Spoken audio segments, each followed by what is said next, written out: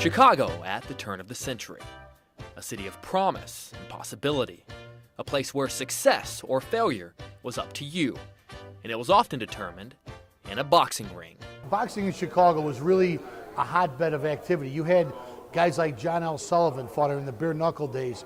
You know, you move forward, you have all the great Jewish fighters, Irish fighters, Italian fighters, all migrated here from Ellis Island, from their countries. And Chicago was a constant hotbed of boxing. Bobby Hitz knows Chicago boxing. The longest running boxing promoter in the history of the city, he's also gone toe-to-toe with the greats, including George Foreman.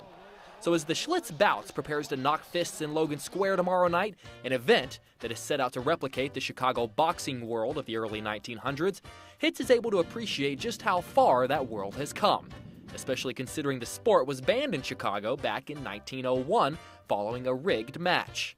Everything was banned. Prohibition, man, during those Prohibition days, and it was anything goes. So the black market for boxing, booze, and bands, the 3 Bs, all came together in one night. But what began as a backroom bachelor subculture at 16th and Dearborn eventually evolved into a lifestyle, peaking in 1927 with the infamous long count fight at Soldier Field, where 104,000 fans made it the largest live boxing gate in history. But many say the glory days of Windy City boxing are gone. Even Hitz says the game has changed in Chicago. It was actually the only mainstream sport back. It was baseball and boxing back in the early 1900s and on upward to where the NBA became popular at NFL. And boxing never really sophisticated itself like those other sports did. But if that was Chicago's boxing past, what is its future?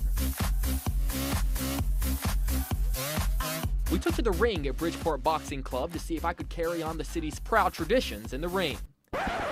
Or maybe not.